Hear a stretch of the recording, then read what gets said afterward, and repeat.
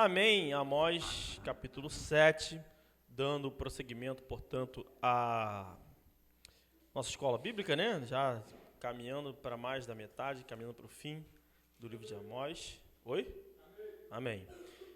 O capítulo 7 tem uma interpretação, né, que eu estou seguindo, né, que os seus irmãos já sabem, e ele entende que a partir de agora trata-se praticamente, exclusivamente de profecias sobre tempos futuros, tá? Nós vamos lendo e aí a gente vai debatendo o que a gente entende, conforme a nossa leitura for sendo trazida, tá? A partir do verso 1 diz assim: O Senhor Deus assim me fez ver, e eis que ele formava gafanhotos no princípio do rebento da erva serôdia, e eis que era a erva serôdia depois de findas as ceifas do rei. Então aqui uma visão, né, que ele está tendo agora de Deus enviando gafanhotos, uma praga, né, para destruir a erva serôdia, que a gente descobriu que é erva nova, né? Lembra que a gente discutiu isso? Erva nova, depois de terminadas as ceifas do rei. Uma espécie de punição que é dada aqui, né? Vamos continuar lendo. Se quiser acrescentar alguma coisa aí, pode acrescentar. E aconteceu que, tendo eles comido completamente a erva da terra, eu disse: Senhor Deus, perdoa, rogo-te, quem levantará a Jacó, pois ele é pequeno? Então o Senhor se arrependeu disso, não acontecerá, disse o Senhor. Então, vamos lá. Qual é a interpretação que é dada? Olha só, a gente tinha falado sobre ser novo, não lembro em qual contexto, ou qual palavra, mas não era serôdia, não. Serôdia, a gente tinha falado, era outra coisa, era chuva tardia, aquela que perdão, então. Então, chuva tardia. temporã, aquela que ele segurava para poder cuidar. Tá. Então, perdão. Então, qual é a interpretação aqui que é trazida aqui? Que no futuro, assim, Amós recebeu uma visão de que Deus iria meio que destruir o povo todo mundo, não ia sobrar ninguém.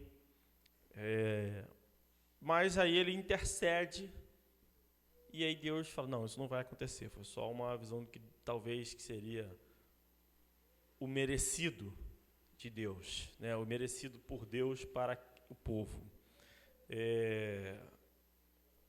E aí, o que você acha disso?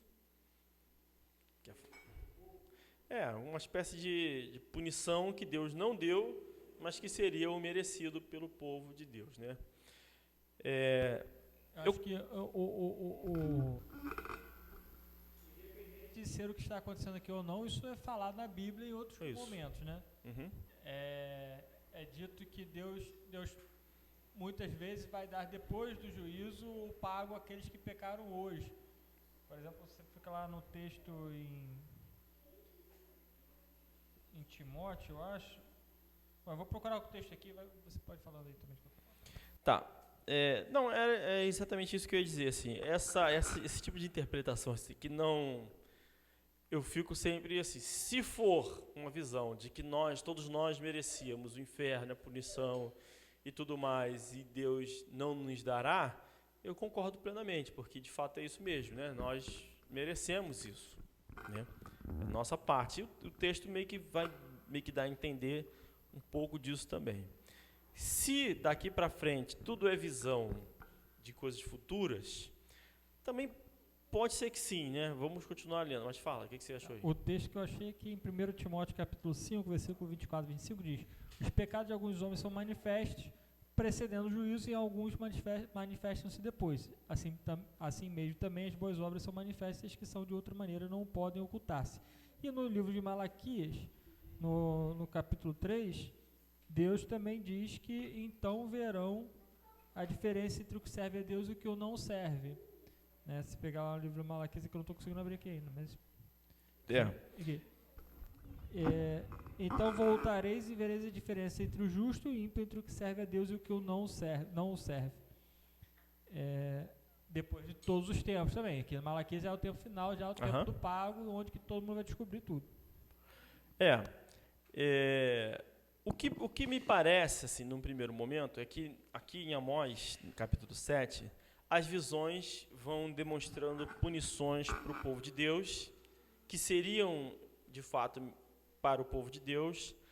Amós vai intercedendo e Deus vai dizendo, não, isso não vai acontecer, né? Isso é só o que deveria acontecer, isso não vai acontecer e tal. Mas depois vai trazer uma punição aqui que é interessante, mas enfim. Então, beleza, né? Vêm os gafanhotos, vão comer tudo e tal, beleza. Verso 4. Assim me mostrou o Senhor Deus, eis que o Senhor Deus clamava para contender com fogo. Este consumiu o grande abismo e também devorou uma parte da terra. Então eu disse, Senhor Deus, cessa, eu te peço, quem levantará a Jacó, pois é pequeno? E o Senhor se arrependeu disso. Nem isso acontecerá, disse o Senhor Deus. Então, mais uma vez, né, isso aqui já é um pouco mais claro, né, no sentido de Deus contender com fogo, consumir o abismo e consumir uma parte da terra. É exatamente o que está previsto que acontecerá. O que não acontecerá? Os pequenos de Jacó, né, o pequeno remanescente, não serão consumidos. Então, a ideia é, nós, por exemplo, né, que somos parte disso, né, dos salvos, mereceríamos também ser consumidos com fogo. Mas Deus está dizendo que isso não acontecerá, apesar de nós merecermos. Até aqui, eu acho que isso faz algum sentido, né? Verso 7. Mostrou-me também assim, e eis que o Senhor estava sobre um muro, levantado a prumo, e tinha um prumo na sua mão. E o Senhor me disse, que vês tu, Amós? E eu disse, um prumo. Então disse o Senhor, eis que eu porei um prumo no meio do meu povo Israel. Nunca mais passarei por ele. Mas os altos de Isaque serão assolados e destruídos os santuários de Israel. E levantar-me-ei com a espada contra a casa de Jeroboão. Então, agora vem o prumo. O prumo é um instrumento na obra, né, conhecido, que alinha a construção de paredes e muros, enfim. Você coloca o prumo para ficar tudo retinho, perfeito. Que tem a ver com o de Timóteo, o texto de Timóteo, sobre o juízo de cada um, né? Quando ele diz que colocará um prumo para alinhar o povo, no meio do povo, eu entendo que é uma alusão a Jesus, tá? Ao próprio Jesus. É uma forma, né, de dizer, eu vou colocar um instrumento que vai corrigir, deixar tudo reto. E quem não estiver mais...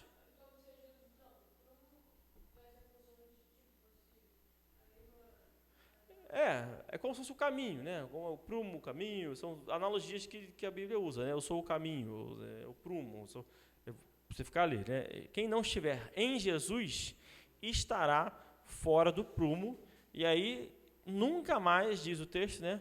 O prumo vai estar no meio do meu povo, do povo de Israel. Nunca mais passarei por ele. Então é um prumo único, uma solução única e definitiva. Então eu interpreto isso aqui como sendo uma alusão ao próprio Jesus. E aí ele vai falar, então, Jesus no meio do povo é a salvação, é o que torna algo correto, não é você, é o próprio prumo de Deus. Mas os altos de Isaque serão assolados e destruídos os santuários de Israel, e levantar-me-ei com a espada contra a casa de Jeroboão. Então aqui, esse é um capítulo que, na interpretação que eu estou seguindo, ele não fala muito, né? Então eu estou lembrando as coisas que nós já lemos, né? Não sei se os irmãos já lembram, que o livro de Amós fala que Deus odeia, né, ou não gosta de certos tipos de sacrifício de louvor, de pessoas que estão 3 vezes, né, a cada 3 dias na igreja e fazendo as coisas, ou seja, gente que tem uma religiosidade muito forte e tal. E os altos, né, fala muito contra os profetas, contra os homens de Deus. E aqui os altos são os importantes, as pessoas importantes de Isaque serão assolados e destruídos os santuários. Então, para mim, trata-se de uma punição a líderes religiosos, igrejas que são, de alguma forma, corrompidas. Não vai falar não? Pegou o microfone aí cheio de vontade? Achei que fosse só... Estava pensando antes de falar ainda, se eu ia falar ou não, né? Porque você falou essa questão dos líderes religiosos e tudo mais. Mas para mim aqui, esse capítulo de Amós, ele é também, talvez, uma alusão. Deus falou muitas vezes ao longo da Bíblia de acabar com o povo todo, destruir o povo todo, e depois ele se arrependia e voltava, ele se arrependia e voltava. E Amós meio que está fazendo isso. Ele falou, Senhor Deus, cessa, eu te peço, quem levantará Jacó, pois é pequeno. Nós somos pequenos. Eu acredito que isso aí é uma referência ao povo de Deus, em alguma medida. E acredito que sim, ali está falando sobre Jesus Cristo, quando você falou, está falando sobre Jesus Cristo de fato. E sobre o final dos tempos, ele fala sobre perseguir ao povo todo vai ter terror por todo lugar. O povo de Deus vai se apartar também, vai para longe. Se for ver mais para frente nos outros versículos, vai falar um pouco disso e vai falar: eu não sou profeta, eu não sou nada, mas eu estou aqui falando porque o Senhor me tirou de trás do gado. Isso mais avante no texto, né? Ou seja, Amós está dizendo exatamente o que a gente vive hoje, né? Nós não somos profeta, eu não sou profeta nem nada, mas a gente está aí falando, levando o Evangelho de Jesus Cristo, assim como Amós estava fazendo. E haverá perseguição. Mateus 24, eu até abri aqui, Mateus 24. Não, aqui tem perseguição também. Então, exatamente, eu acho que o texto está fazendo referência a essa estrutura toda, aos tempos finais, ao povo de Deus, a Deus preservar, a Deus guardar, mas vai ter uma hora que não vai ter mais como guardar, igual Josias. Mesmo Josias fazendo tudo certo, o povo de Deus foi levado em cativeiro. Por quê? Porque já não tinha jeito. Chegou no momento que encheu... Já estava condenado. Já encheu o cálice e foi distribuído o que tinha que ser distribuído. Assim também será nesse tempo. Eu acredito que aqui Amós falou assim, segura. 3 vezes ele fala, né? Segura. E esse povo tão pequeno, e Deus segura. Povo tão pequeno, segura. Povo tão pequeno, segura. E depois vai vir a destruição total. E aqui também... eu falo dos altos, né, são os líderes, os pastores e tal, porque a continuação do texto aqui, então Amazias é um personagem que surge agora pela primeira vez, né, no livro de Amós. Quem é ele? O sacerdote de Betel. Então ele é um sacerdote do Senhor, mandou dizer a Jeroboão, rei de Israel. Então Amazias, que é um sacerdote de Deus, foi lá falar com o rei. O que ele mandou dizer? Amós tem conspirado contra ti no meio da casa de Israel. A terra não poderá sofrer todas as suas palavras. Então, até aqui, o que Amós profetizou? Contra a religiosidade, contra a adoração vazia, profetizou punições que deveriam acontecer, uma série de coisas que ele vem falando e como deveria ser o louvor correto, a forma de adoração correta. Mas Amazias, que era sacerdote, de alguma forma considerou isso uma espécie de conspiração. Por quê? Porque se tem 3... As pessoas, não lembram, vocês vão lembrar do texto, né? A cada 3 dias estavam dando dízimo. Então, estamos falando de um momento do povo de Israel em que o povo, teoricamente, em termos de coisas humanas, está super dedicado, né? Aos rituais, à tradição e tudo. Estamos falando de um tempo em que o povo está vivo no templo, na igreja, no sacerdócio e tudo mais. E Amós está dizendo que isso não é o que Deus quer. Né? É uma coisa sincera e não prática da vida, né? Que isso não tem capacidade de salvar ninguém. E aí isso é trazido para o rei, como sendo uma acusação de conspiração contra o povo de Deus. Ou seja, sendo uma alusão, conforme o irmão Zé Renato falou, e conforme também a linha que eu estou seguindo também informa isso, sendo uma alusão aos fins dos tempos, demonstra quem são os principais perseguidores do povo de Deus. Os líderes religiosos, né? Que é o sacerdote aqui. Ele é o principal, né? E que de fato é isso mesmo, né? São os supostos pastores, líderes, que se ofendem, porque eles têm muito a perder, né? Com suas igrejas, com suas visualizações de internet, com tudo. Eles têm muito a perder se as pessoas acreditarem no que a Bíblia diz. 90% do que é pregado aí está errado.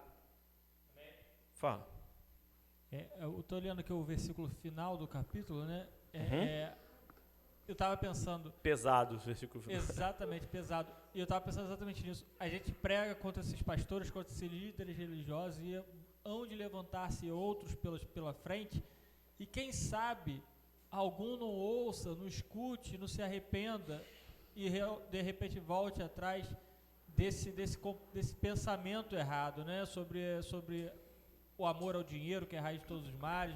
Tudo, né? Tudo. Poder. E também sobre Israel ser povo de Deus e tal, e sobre fim dos tempos e arrebatamento secreto, sobre tudo. Não, exatamente, tudo isso, mas isso, quando a gente prega contra esses pastores, contra esses líderes religiosos, não é necessário, é contra eles, é contra as coisas que eles pregam, mas se houver um arrependimento, se houver aí uma sinceridade, de repente eles podem se converter desse mau caminho deles. Igual o pastor que você evangelizou lá em Alvilândia, e que se arrependeu e creu e foi salvo, graças a Deus por isso. Amém. E ainda saiu empolgado para falar as boas novas para a igreja que ele pastoreava. Amém por isso, né? Bom, e aí tem a resposta, né? Porque, aliás, tem a continuação. Porque assim diz Amós: Jeroboão morrerá à espada, e Israel certamente será levado para fora da sua terra em cativeiro. Isso aconteceu ou não aconteceu? Aconteceu. Depois Amazias disse a Amós: Vai-te, ó vidente, e foge para a terra de Judá, e ali come o pão, e ali profetiza. Então o sacerdote Amazias, tentando calar a boca, né, de Amós, expulsar ele para outro lugar e tal. Mas em Betel, daqui por diante, não profetizeis mais, porque é o santuário do rei e a casa real. E respondeu Amós, dizendo a Amazias. Então Amazias foi confrontar Amós, né? E respondeu Amós a Amazias: Eu não sou profeta, nem filho de profeta, mas boiadeiro e cultivador de sicômoros. Então Amós, o que Amós está dizendo? Não, eu não sou isso que você está dizendo, eu não sou teólogo, filósofo, eu não sei grego, eu não sei hebraico, eu sei nada disso. Eu sou um cara que tinha minhas vaquinhas lá e estou falando o que Deus me mandou falar. Acabou, é só isso. É isso, Deus me mandou falar e eu estou aqui falando. E nessa simplicidade que é para ser mesmo, né? Deus falou... Deus falou que essas adorações aí não agradam a ele, eu estou só repetindo, né? Não tem nada demais. Mas o Senhor, ele continua dizendo, né? Mas o Senhor me tirou de seguir o rebanho, e o Senhor me disse: vai e profetiza ao meu povo de Israel. Então, quando eu leio isso aqui, são muitas passagens na Bíblia que vão confirmar o que eu vou dizer agora. Mas quando eu leio isso aqui, a sensação que eu tenho é de que Amós era um cara simples, humilde, sincero, e o povo estava totalmente envolvido em mega igrejas, em eventos e um monte de coisa, e Deus olhou para aquilo tudo e falou assim: pô, chamar alguém que não faça parte disso tudo, que está alheio a isso tudo aí. Porque, pensa bem, não dá para você ficar tocando bois indo 3 vezes lá para o templo, né? Porque é o local da cidade, boi precisa de pasto, devia estar longe. E Deus falou: larga tudo isso e vai lá profetizar, lá na casa do rei, lá na frente do Jeroboão lá. Então, por quê? Porque ele devia estar fora desse modelo, devia ser um cara humilde, simples, devia adorar o Senhor lá, do jeito dele, tranquilo. E Deus falou: é isso que eu quero, é esse cara aí, simples, coração humilde. E ele foi, tanto é que ele foi. E aí... Fala. Eu concordo com isso. É exatamente a simplicidade e a sinceridade de Amós que faz com que Deus levante ele para falar. Precisava de alguém... a ideia parece ser, né? Tá todo mundo corrompido ali, o pessoal tá distante da palavra, ninguém tá ouvindo. Então é a mesma coisa que eu pegar aqui e ler assim: porque Deus amou o mundo de tal maneira que deu seu Filho unigênito para que todo aquele que nele crê não pereça, mas tenha vida eterna. Aí eu te digo assim: tá vendo? Você tem que dar o dízimo, você tem que fazer as coisas, porque não basta você crer. Peraí, mas não foi o que Deus disse? Aí você fala assim: eu estou lendo com sinceridade, eu estou lendo com humildade? Porque se eu ler com sinceridade e com humildade, eu vou ler: todo aquele que nele crê não pereça, mas tenha a vida eterna. Peraí, ter vida eterna, se crer, então eu tenho a vida eterna se eu Mas como não há sinceridade, efetivamente falando, nesses pastores, nesse profeta, por exemplo, aí que estava falando também, Amazias, precisava de alguém sincero. E era exatamente aquele que não estava tendo nada a ver com o que estava acontecendo na história. E para ele, para Amazias, parece uma pregação de como é que ele falou aqui? De conspiração mesmo. Porque se a igreja, se as pessoas estão indo 3 vezes por semana, a cada 3 dias na igreja, entregando dízimo, eles deviam estar enriquecendo muito. O rei devia estar enriquecendo pra caramba. E o sentimento das pessoas devia ser esse sentimento agradável, né? Tá todo mundo reunido, todo mundo louvando, é clima de festa, de adoração ao Senhor, aquela coisa toda, sem parar. E Amós chegou lá, para com isso, meu. Amós chegou lá para dizer o quê? Nada disso agrada a Deus. Nada disso que vocês estão fazendo agrada a Deus. Então parece uma conspiração contra o rei. E aí ele vai responder, né? Primeiro ele disse, eu não sou profeta. Você entendeu errado. Ele poderia dizer, né? Você está falando com um homem de Deus, o profeta, né? Cuidado com o que você fala, porque Deus não se deixa brincar. Não, ele falou, eu não sou profeta. Só estou cumprindo a ordem de Deus. Mas aí ele tem uma resposta também para dar para Amazias. E vai dizer, agora, pois, ouve a palavra do Senhor. Sara, não é? Senta lá.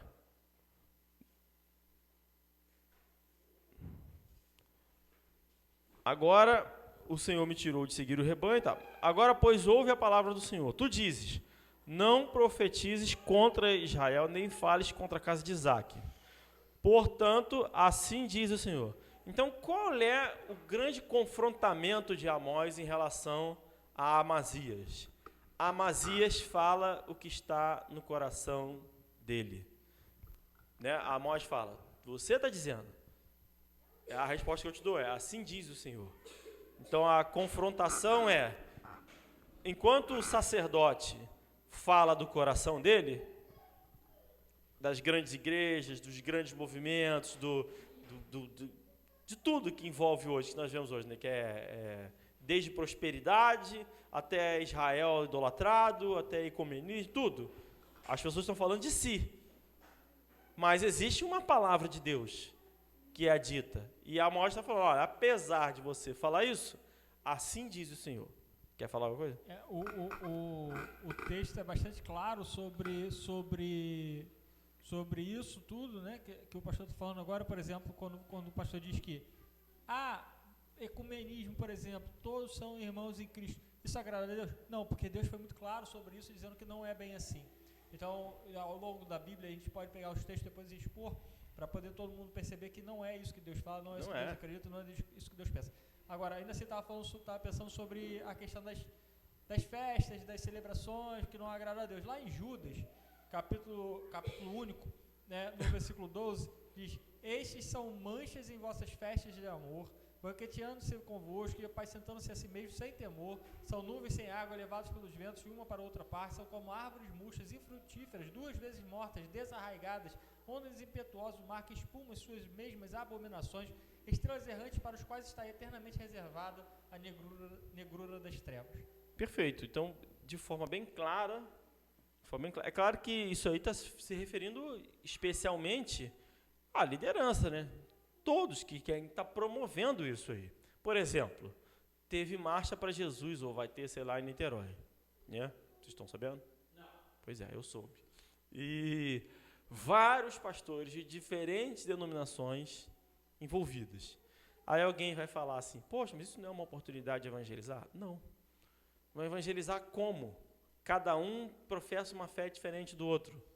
Como é que... Eles não servem ao mesmo... Aliás, provavelmente eles servem ao mesmo Deus. Mas não o mesmo Deus que eu sirvo. Amém. Mas eu acho que é uma oportunidade de evangelizar. Inclusive o pastor devia estar lá evangelizando.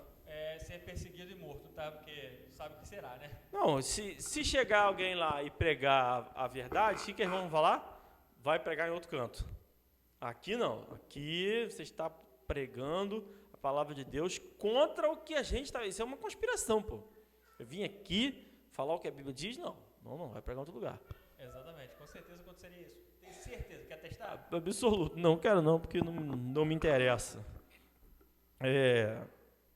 Agora, pois, ouve a palavra de Deus, portanto, diz o Senhor, tua mulher se prostituirá na cidade, e teus filhos e tuas filhas cairão à espada, e a tua terra será repartida a cordel, e tu morrerás na terra imunda. E Israel certamente será levado cativo para fora da sua terra. Então havia uma punição prevista para Israel. Serão levados cativos para a terra. Beleza, né? Para fora da sua terra. Serão levados cativos. Amós já tinha dito isso. Outros profetas falaram isso. Beleza. Aí Amazias se sentiu ofendido e foi lá falar. Não sei o quê. Aí o que ele fala? Certamente o povo será levado em cativo. Como, por exemplo, tem uma punição prevista para um pecado X qualquer lá e tal. Vendeu a terra, disse que ia dar o dinheiro e deu metade, por exemplo, né, conforme aconteceu lá em Atos. Aí chega a esposa lá, cadê e tal? Tem uma punição prevista ali. Mas se viesse alguém e falasse, não vai fazer isso, vai falar isso em outro lugar e tal, aí tinha uma punição extra para esse que quer negar a palavra de Deus. Então, o ensinamento aqui apesar de haver punições para o povo de Deus nessa terra, ele não disse que o povo ia perder a salvação. Ele não falou isso, ele falou que ia botar o prumo no meio do povo, mas ia passar por uma punição. Ele não falou que o povo não ia para a terra prometida, ele falou que ia ficar 40 anos no deserto. Punições nessa terra para quem peca, tem para todos nós. Perfeito. Quando o cara se sente ofendido, fala assim, não, você não pode falar que o povo da minha igreja está errado e tal, porque estão seguindo aqui as nossas festividades e sacrifício de louvor e tal. Então tem uma punição extra para esse. Que nesse caso aqui era simples, né? Sua esposa se prostituiria na cidade, os filhos morreriam, as filhas também, a terra dele seria repartida e ele morreria em terra imunda. O que eu entendo ser uma profecia de que ele estaria no inferno, ou Amazias, né? Terra imunda, morreria na terra imunda como sendo isso. Posso estar enganado quanto a isso, mas me parece ser isso. 2 tipos de punição. Um, ser levado em cativo. Outro, morrer em terra imunda. Amém? Então, estamos encerrados na nossa escola bíblica.